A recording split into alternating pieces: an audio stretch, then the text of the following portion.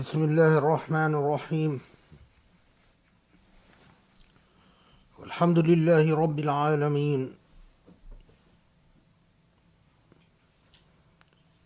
وسبحان الله العلي العظيم وأشهد أن لا إله إلا الله وأشهد أن محمدا رسول الله.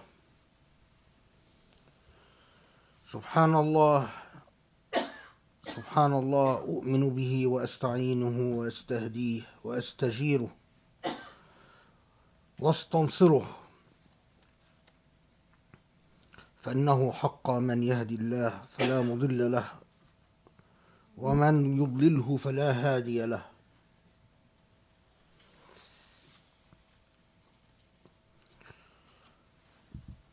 يا رب، اللهم أتوكل عليك وأعوذ بك أن أضل أو أضل أو أذل أو أذل أو أظلم أو أظلم أو أجهل أو أن أستجهل. يا نور السماوات والأرض ومن فيهن، اللهم اجعل في قلبي نورا وفي لساني نورا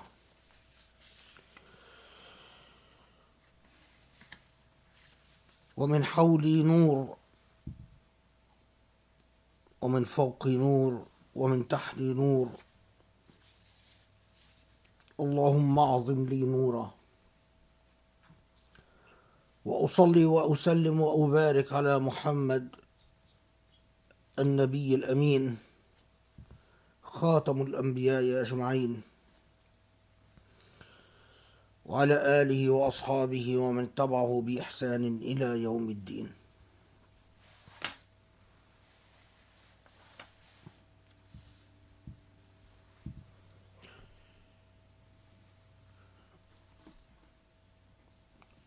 Inshallah, today we need to talk about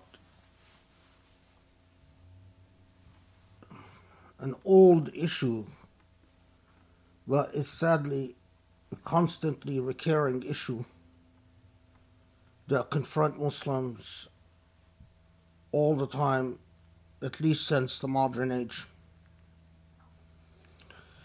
And simply put, it is the issue of democracy, something that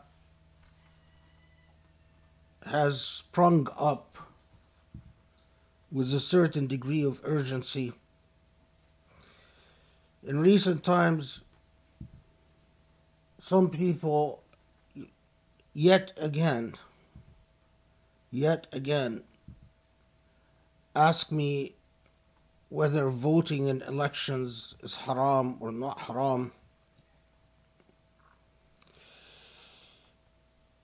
And indeed, at least since the Arab Spring, there are numerous forces in the Muslim world that have a vested interest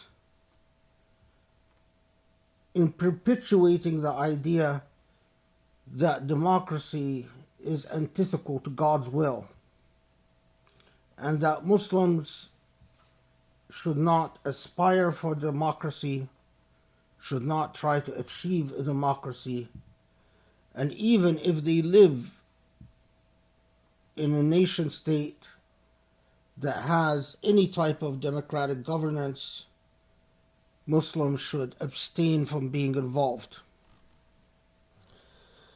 But what is even worse is not just the rejection of democracy in principle, but that the rejection of democracy is used as a vehicle to embrace autocracy, to embrace dictatorship as if there is something meritorious and good about autocratic rule.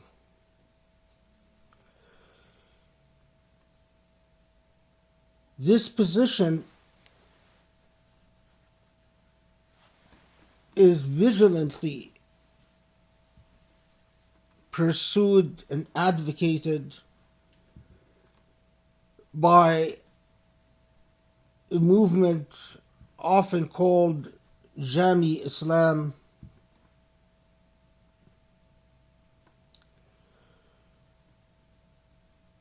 which is an offshoot from Wahhabi Islam.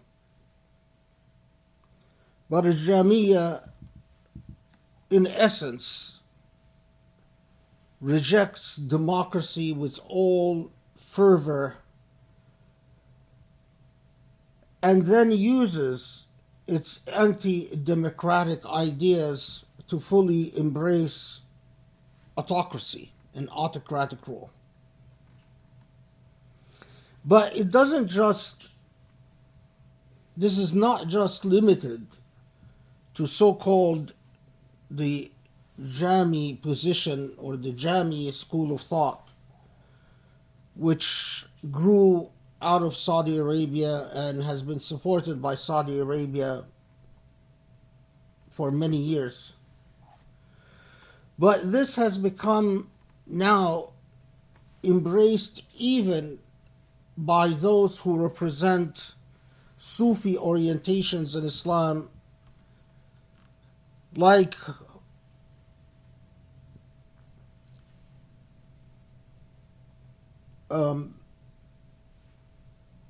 Bin Bayya, the Mauritanian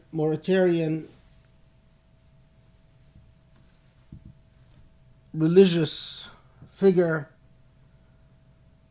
who has written a book denouncing democracy as un-Islamic and celebrating autocratic rule as the will of God.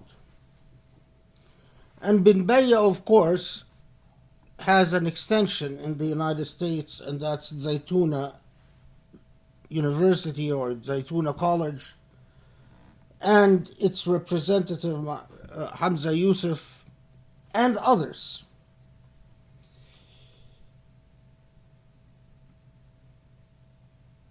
We need to take a step back to understand or to disentangle these types of issues. We all know, or we should know, that the Prophet ﷺ was not an autocrat. If you study the seerah of the Prophet ﷺ, one of the things that strikes you immediately is that although he was a prophet guided by no less than Allah subhanahu wa ta'ala, receiving revelation, and yet the way he carried himself within his nascent, newly born state was that he consistently consulted or engaged in shura. And that principle became enshrined in the Quran itself, when the Quran more than once says, وَشَاوِرْهُمْ فِي الْأَمْرِ, consult with them. So even with the presence of a divinely inspired and a divinely guided prophet, yet still the rule enshrined in the Quran is to consult. And consult means do not just rely on your own point of view and your own perspective. Put differently, don't make the opinions of others irrelevant to what you do and what policy you pursue. We also know that the Prophet ﷺ developed or pursued an instrumentality that represented consent. And that instrumentality was known as the bay'ah. How did the Prophet ﷺ assess the consent of the governed? Well, he assessed the consent of the governed by receiving a bay'ah, a pledge, a vote. And that even more, that at various points in the seerah of the Prophet ﷺ, a process was developed by which people were represented by nuqaba, various tribes, various clans, various geographic localities, chose a naqib, and the naqib represented them in the agreements that they made with the Prophet ﷺ. And these nuqaba acted as representatives, and they represented the will of their people with the Prophet ﷺ as they gave a bay'ah or a pledge on behalf of the people they represented. You would think that with all of this, the matter would be easily resolved in Islam. That we had the principle of shura, an anti-autocratic principle. We have the principle of bay'ah, an anti-autocratic principle, and the principle of representation, again an anti-autocratic principle.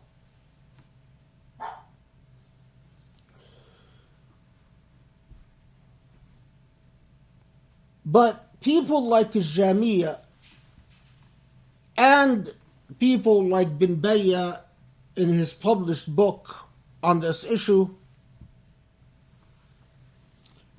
argue that none of this was obligatory in any sense. That the Prophet ﷺ consulted with people not because he wanted to achieve the will of the people, but simply as a judicious act engaged in by a wise man, by in fact a wise autocrat. Why do you consult? Not because you are interested in what people believe or say, but as a morality boost in order to encourage people to have opinions, but you're not bound to follow any of it. Similarly, they argue that the bay'ah, the vote, and the nuqaba were all instrumentalities of convenience engaged in to provide a boost, an emotional boost to the people, but that they were not binding and not a serious doctrine of democracy in any sense.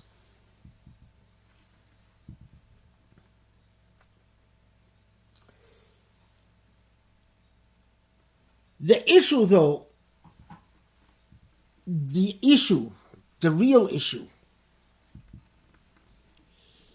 is that if we do not care about the consent of people, if we claim that the consent of the governed or the consent of the community or the consent of a people is irrelevant, then we are also saying that compulsion, ikrah, is acceptable as a moral ethic in Islam.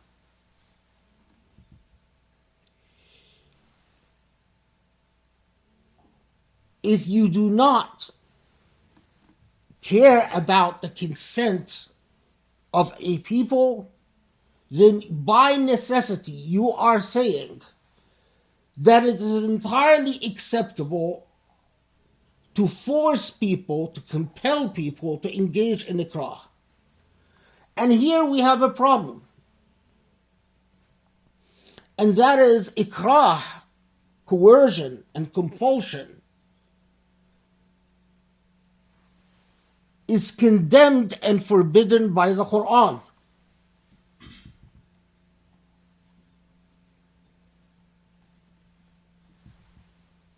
And because it is forbidden and condemned by the Quran, theorists of Jami Islam and the modern Sufi orientations are put in a pickle. How do we defend the idea that a people can be ruled through coercion when the Quran condemns coercion and compulsion as an ethic? And here, the rhetorical stratagem goes like this. Democracy doesn't really represent the will of the people. Democracy represents the will of parties, ahzab, and factions. And factionalism is haram in Islam. So, while consent is important, there is no instrumentality to test this consent. We can, in fact, assume that consent exists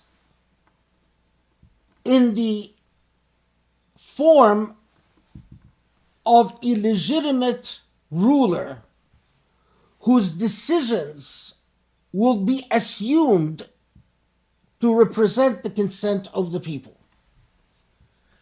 And here they engage in a further stratagem to argue that it is a religious obligation upon the rule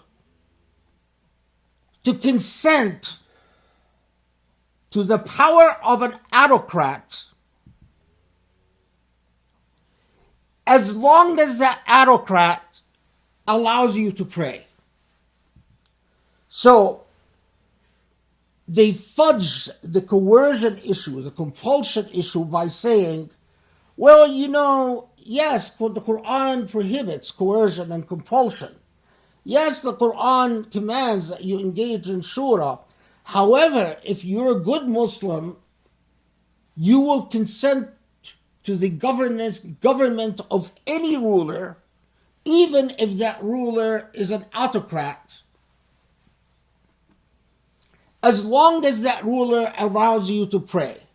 It is a religious obligation upon you to consent. And having made that argument, consent is assumed to always exist, because a good Muslim would consent even to a dictator.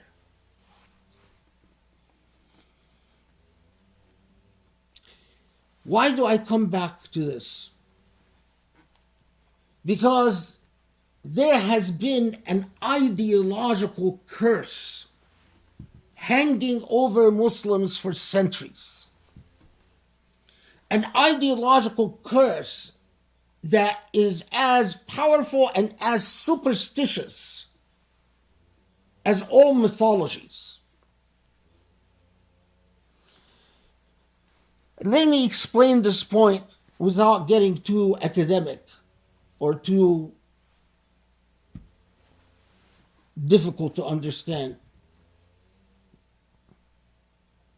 Most Muslims will agree that the Prophet ﷺ was not an autocrat. Will also agree that Abu Bakr was not an autocrat, that Umar was not an autocrat, that Ali was not an autocrat, and that Uthman was not an autocrat. Most Muslims, at least Sunni Muslims, agree to that. However,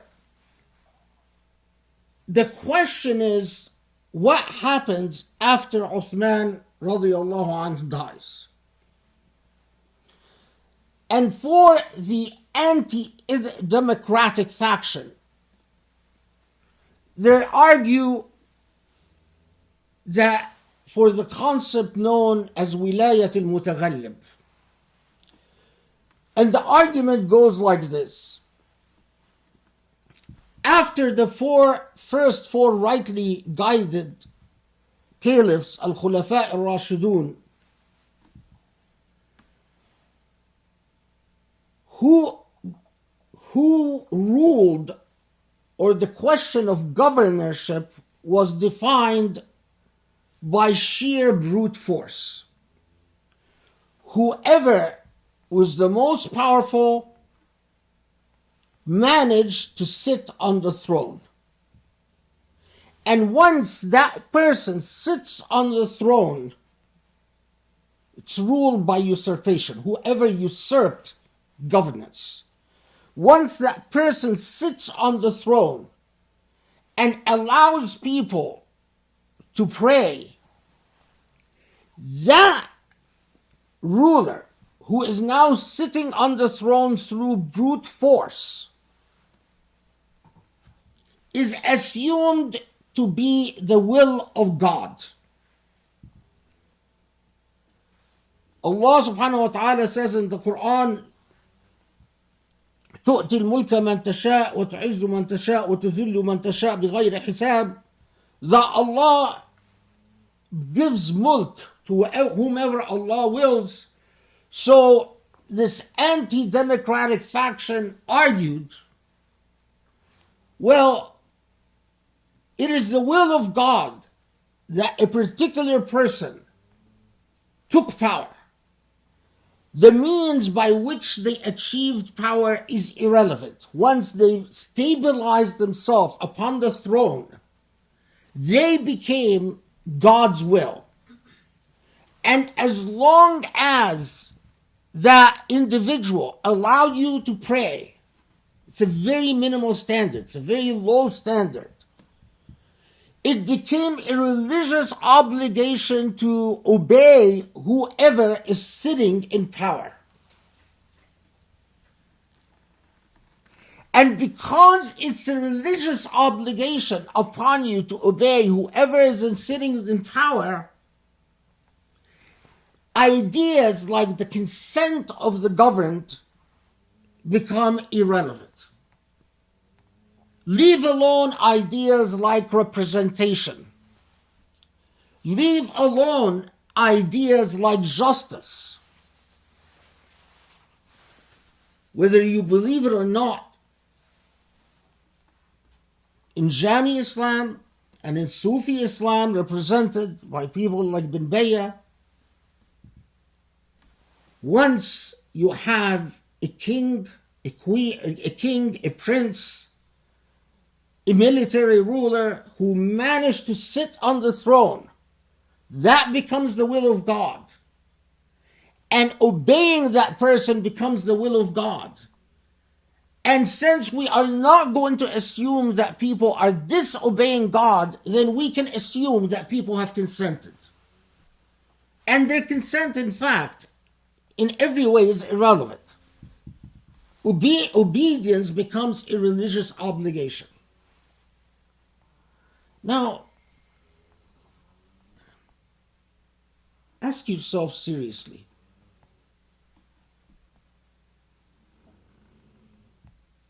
Are you the type of Muslim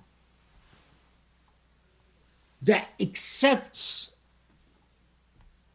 this theory as sound and sensible? Does this theory sound to you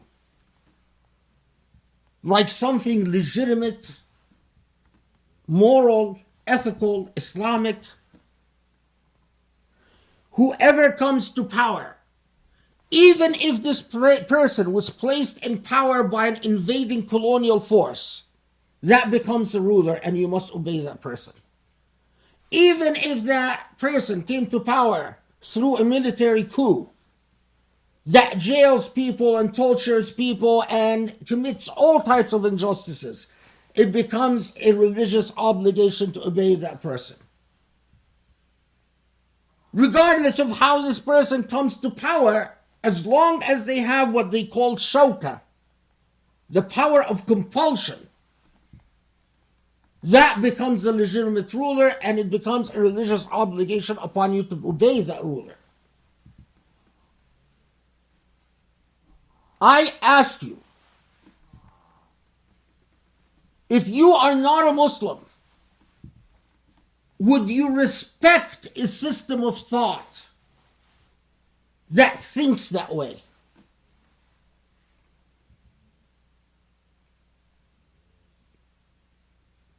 There is a fundamental problem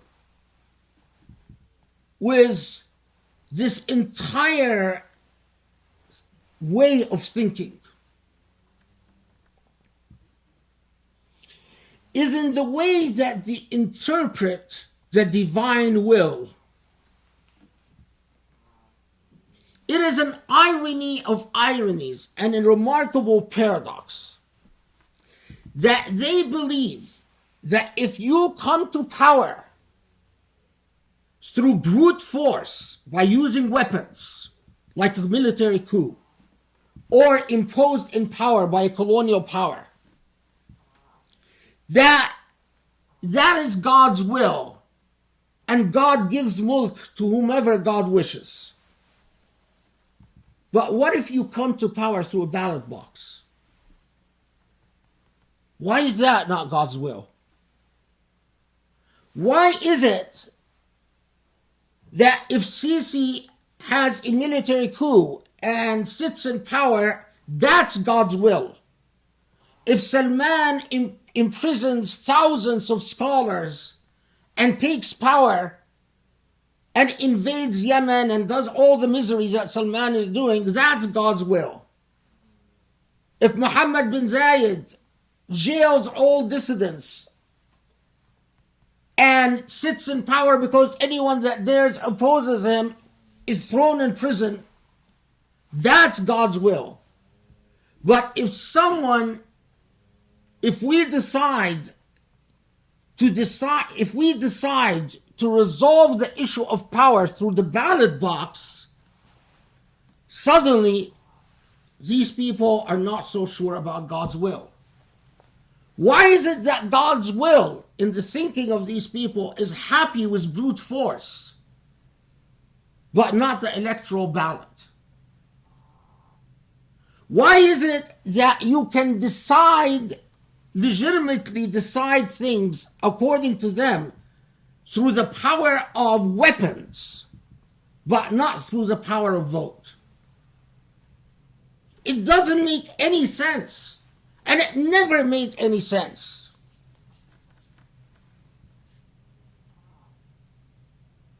It never made any sense, and it will never make any sense. Why is it that if people compete in elections and someone is elected and that person rules for an X number of years, that's not considered God's will? But if someone uses brute force and armed forces and usurps power and sits on the throne for a lifetime, that's said to be God's will. I say this to expose the hypocrisy in the hearts of these people. the Jamis, the Bin Bayas, and all of those people that support that way of thinking are nothing more than apologists for autocrats.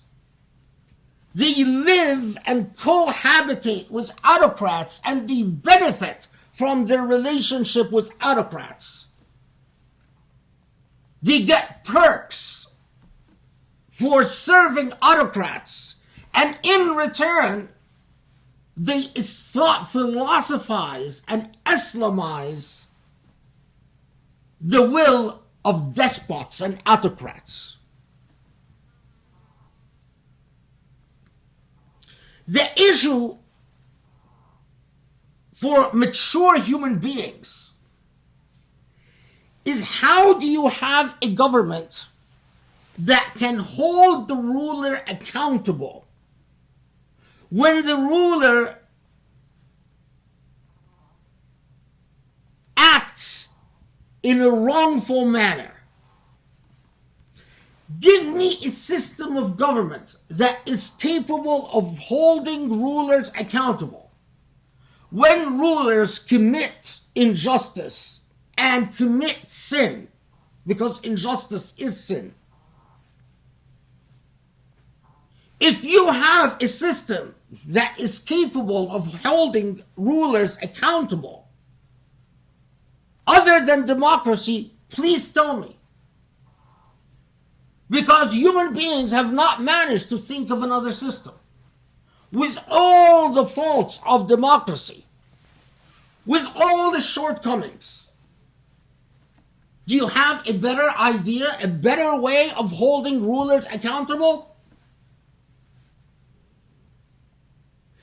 And holding rulers accountable is the embodiment of al-amr bil-ma'ruf wa nahy anil munkar.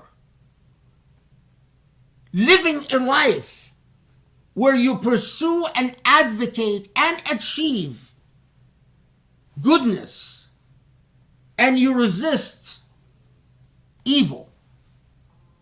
Autocracy doesn't allow you to do that. Despotism doesn't allow you to do that. Political quietism and acquiescence and apathy doesn't allow you to do that. Why? Because autocrats, if you try to hold them accountable, they do what Sisi does and what bin Salman does and what Mohammed bin Zayed does. They put you in prison. Put you and your family in prison and kill you and murder you and torture you and all of that. And you want to tell me that that's Islamic. But if we think of a system of government that at least can potentially hold rulers accountable by removing them from office through the ballot box when they act unjustly and unfairly and unethically, at least we can remove them from office. That's haram. That is haram.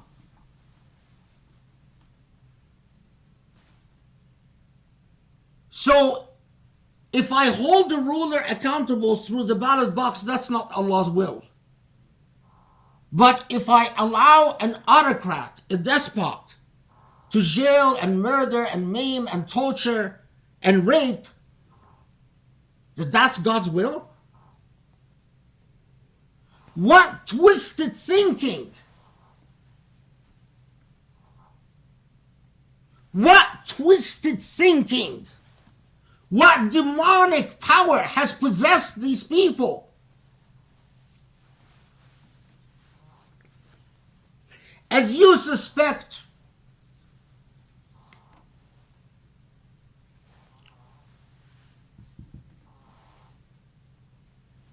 the ideas of Bin Bayya and the ideas of Jami Islam and all these similar orientations were supported, sponsored, and promoted in response to the Arab Spring, in response to a factual actually political unfolding. An actual political unfolding. Autocrats in the Middle East worried that if democracy establishes itself, that they might be finally held accountable for all the sins they committed against their own people for decades. That they might finally be held accountable for all the torturing and jailing and maiming and raping. That they might be finally held accountable for all the stealing of money and the bank accounts in Switzerland and in Paris. All the wasting of the country's resources. So they brought a group of religious people like Bin Baya and like Zaytuna and like Jami Islam, which is all over the Muslim world now. And they paid them a lot of money. They paid them a lot of money to go to Muslims and say, Muslims, the injustice of autocrats is Allah's will. But the ballot box and its results are not Allah's will. And remarkably, a lot of young, ignorant, and stupid Muslims believed them. Accepted what they've said. And then you come to them and say, wasn't the sunnah of the Prophet Shura? They say yes. Wasn't the sunnah of the Prophet Bay'ah? They say yes. Wasn't the sunnah of the Prophet Nuqaba? They say yes. You say, isn't justice an ultimate principle in Islam? They say yes. You say, isn't coercion prohibited by the Quran? They say yes. All of that is yes. So what's wrong with democracy? Oh, it's not Allah's will. Why isn't Allah's will? Well, the ballot box is not Allah's will. That's the will of parties and factionalism. How about weapons and coups and tanks and airplanes? Well, that's Allah's will.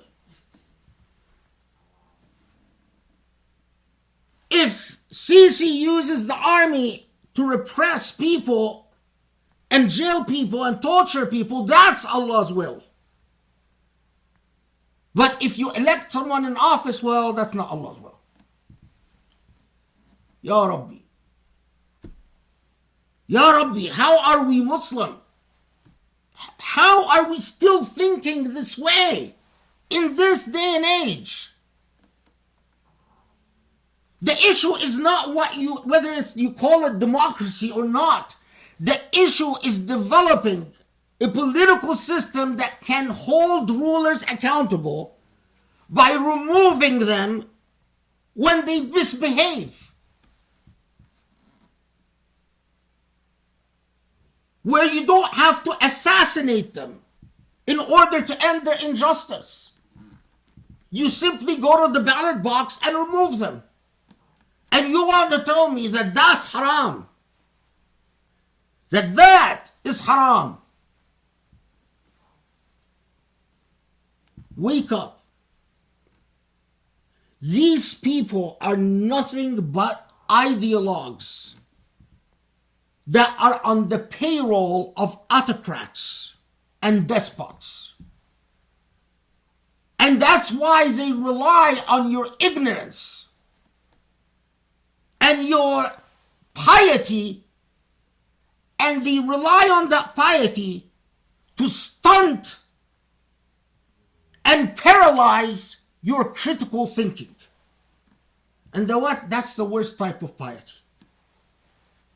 When your piety is an obstacle to your ability to think analytically and coherently, then that's the worst type of piety. They bring you apocryphal hadith that says You have to obey a ruler even if they steal their money and strike your back.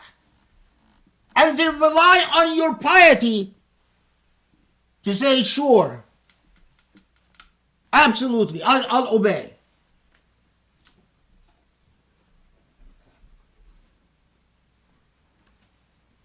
The latest permutation of this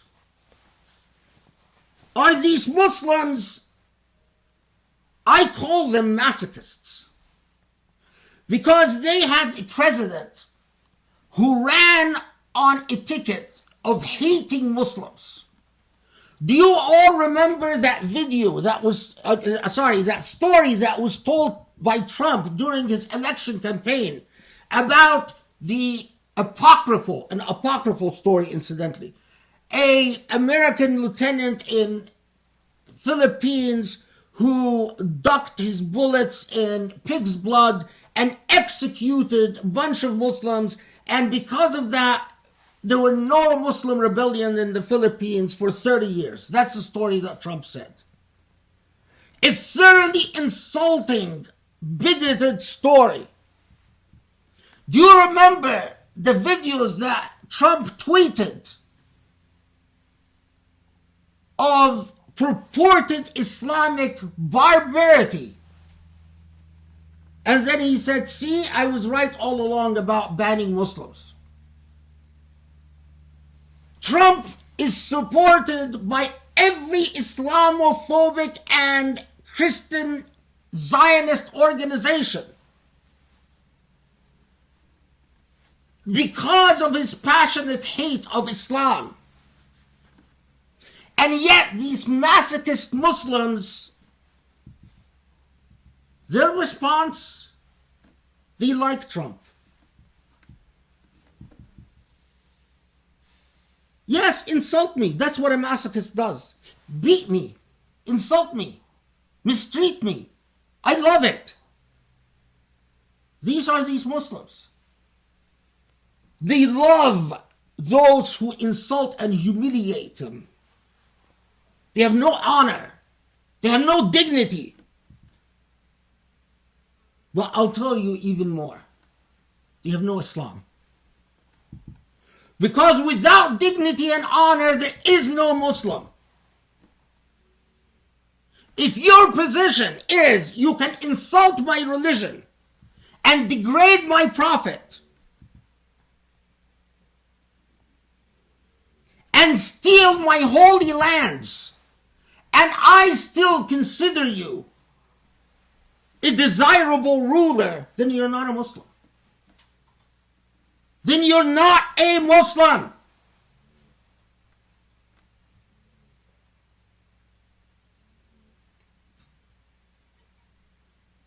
Allah will never bless an unjust people.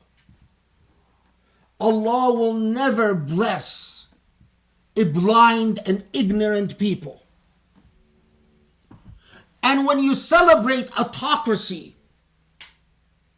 as the will of God, when you celebrate ugliness and injustice as the will of God, when you celebrate torture and imprisonment and maiming and raping as the will of God,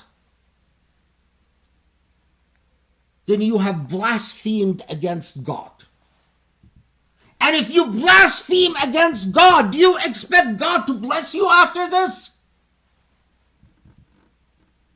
For all those Muslims that still say, but Sheikh this and Sheikh that, and they said that we have to obey and that's the will of God. If you accept despotism and injustice as the will of God, then you have blasphemed against God. You are saying God likes injustice.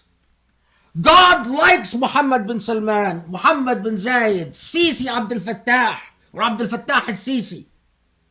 That God looks at them, or Bashar al-Assad of Syria. That God looks at them and say, yes, that's my will. I'm fine with you torturing and raping and killing. Shame on you if you are that type of Muslim. Because in my book, you're not Muslim. You have committed the biggest act of blasphemy against Allah. An unjust, cruel, and an unethical God. That's the God you worship.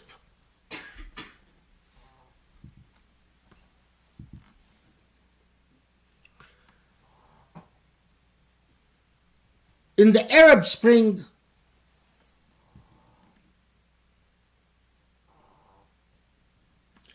many secular Muslims, the secular intelligentsia, ended up siding with military coups.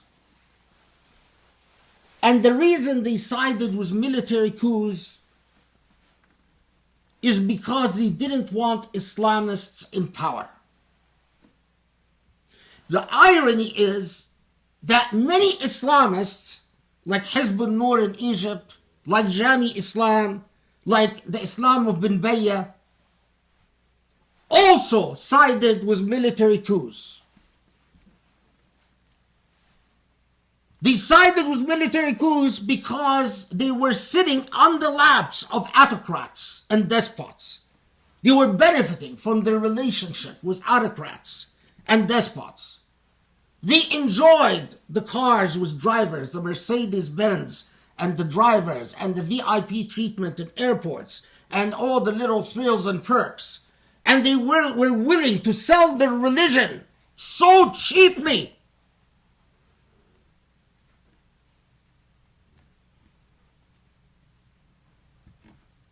And they were handsomely rewarded for their defense of autocracy and despotism. Handsomely rewarded. Then develop the irony of ironies. And pay attention here, because it is truly an irony. If the secular intelligentsia ended up supporting military coups, and if the Jami Islam types, the branch of Wahhabi Islam, that's Jami, supported military coups, if Sufi Islam supported military coups, if the Islam of Hizb al-Nur, the Salafi type Islam, supported military coups, who ended up not supporting the military coups? Who's left? The only people left were those associated or affiliated with the ideas of the Muslim Brotherhood, the Ikhwan. The group of Islamists on the ground that believed in democracy and advocated for democracy. And because of that, they were labeled terrorists and imprisoned and exterminated. So we end up with an irony, a true irony. For decades, everyone feared the Muslim Brotherhood as an organization that wants to jump on power, to exploit democratic thought, to jump in power and stay in power, but through the political decisions of various Islamic factions, the only people that are around these days that are still defending the idea that democracy is consistent with Islam and in fact is an Islamic imperative are the Ikhwan. And I say that and it saddens me. It saddens me. Because the Ikhwan is an easy target for oppression. And because the Ikhwan are a vilified group, so they're ineffective. They no longer have an effect in the street. So if you remove them out of the equation by jailing and torturing and killing them, what's left? What's left? isolated people like Khalid Abul Fadl, that has no bearing. That has no bearing. Enough. Wake up. Enough. Enough stupidity. Enough ignorance. Allah will not bless a people who curse themselves by themselves. The fact that a mullah or imam gives a khutbah that makes you fear hellfire, or makes you dream of Jannah, or that makes you laugh because they're cute and they say jokes on their khutbahs and their lectures, is not going to avail you anything before Allah on the final day, when you tell Allah, I believe that your will is despotism, autocracy, and injustice. You're in trouble. Wake up. أقول قولي هذا وأستغفر الله لي ولكم. بسم الله الرحمن الرحيم. والحمد لله رب العالمين، والصلاة والسلام على محمد وعلى آله وأصحابه ومن اتبعه بإحسان إلى يوم الدين.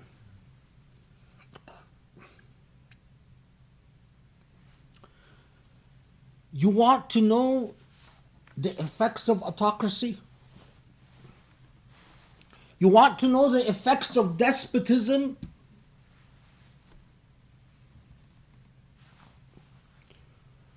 As we speak, we all know about the new cozy relationship between the United Arab Emirates and Israel.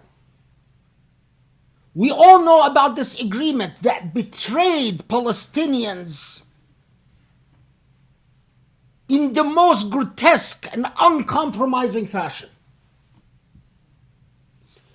But it turns out that this agreement even betrays more than that.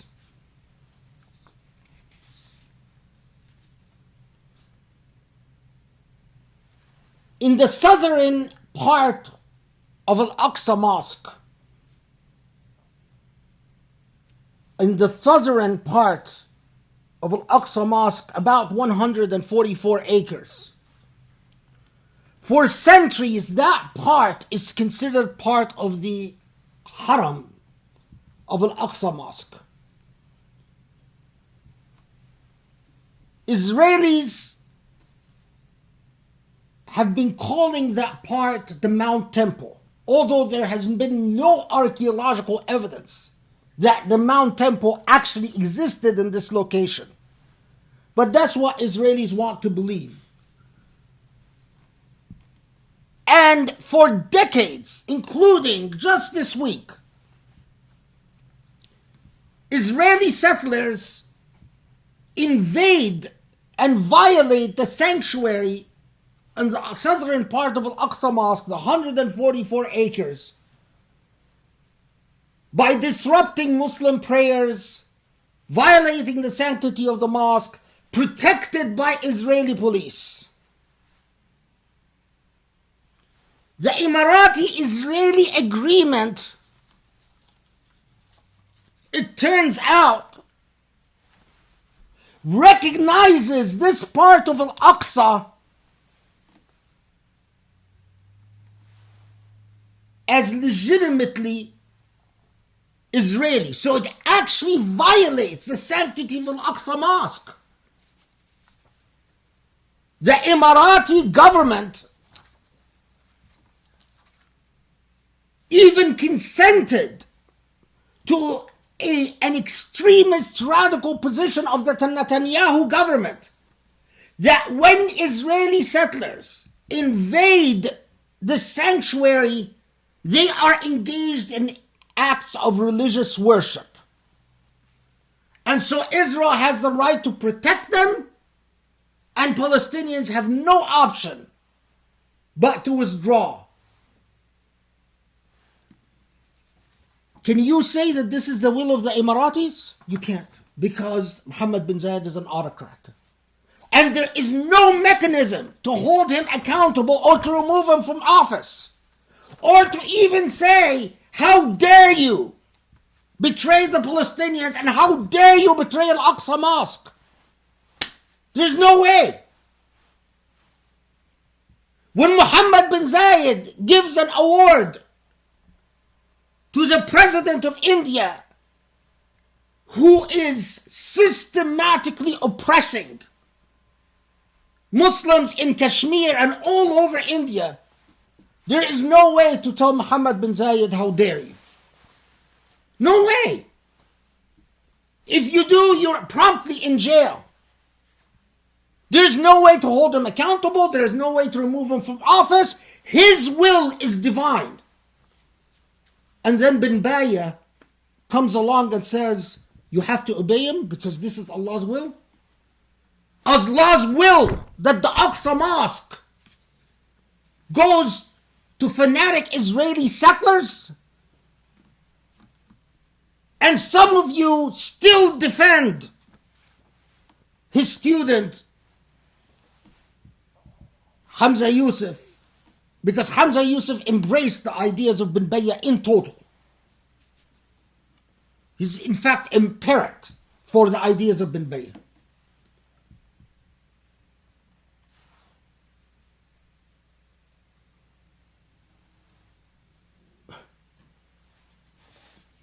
You want again to know the consequences of autocracy? Mohammed bin Salman allowed the Israeli airlines to fly over Saudi to reach the Emirat. Israeli planes flying over the airspace of Al-Hijaz. Why did the Israelis make it a point to take a route that flies over Al-Hijaz? Why? Were they sending a message to Muslims? Well, there is no way that we can hold Mohammed bin Salman accountable to even ask questions of Mohammed bin Salman. There's no mechanism.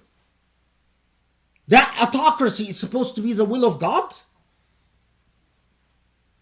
Sisi of Egypt is demolishing thousands of homes and throwing poor people in the street. Rich Egyptians are safe and secure. Poor Egyptians are finding themselves homeless. There is no way to hold Sisi accountable. There is no way to remove Sisi from office. And you want to tell me that's the will of God? Another news item. The Jewish journal, The Forward, published an article on how the Israeli government was funding Islamophobic organizations in the United States. The Israeli government was paying out checks to Islamophobic organizations in the United States. Muslim governments are doing nothing to respond to the Islamophobia that is well funded through private funds in the US and now even funded from Israel. Israel that receives a very good amount of our tax dollars in the form of financial and economic help from the US, that then they turn around and give to Islamophobic organizations.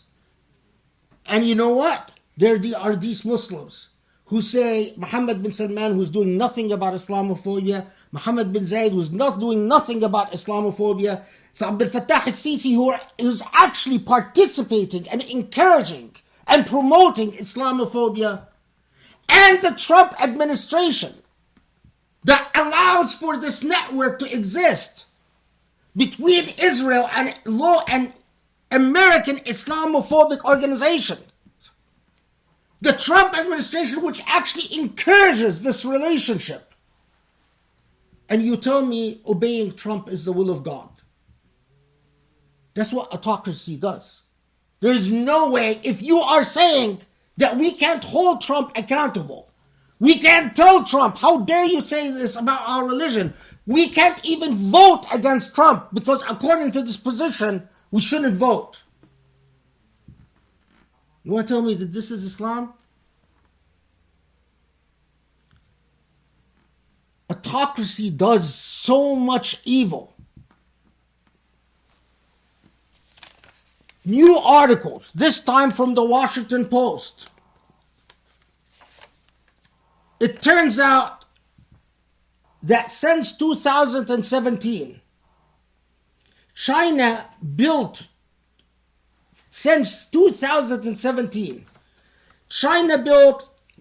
another 268 new concentration camps for Muslims. The news coming out of China is that China is determined to wipe out the Kazakh Muslims and the Uyghur Muslims, all the traditional Muslim societies that have existed for centuries in China. One of the most beautiful and culturally rich manifestations of Islam. And China is determined to exterminate Muslims completely from China. Trump is doing nothing. Mohammed bin Salman is doing nothing.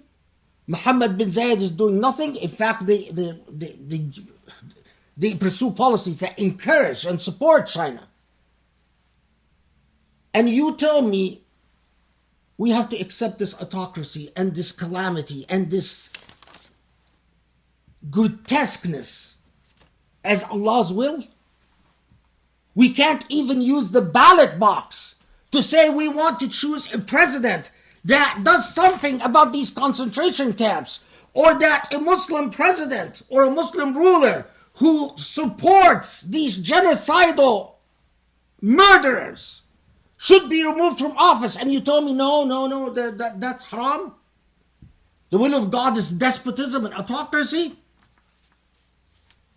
Then effectively, you're saying when Mohammed bin Salman supports the Chinese government, when Abdel Fattah al-Sisi not only supports the Chinese government, but he took the Chinese students studying at Azhar and handed them over to the Chinese government so the Chinese government can put them in concentration camps.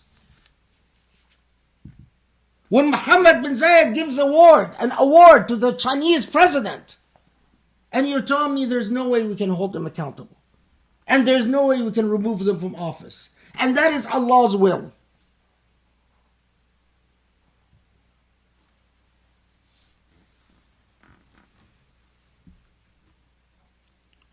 There are two types of Muslims. One type, I'm not even sure if they are Muslim. In our day and age, there are Muslims who stood by Jerusalem, and there are Muslims who betrayed Jerusalem.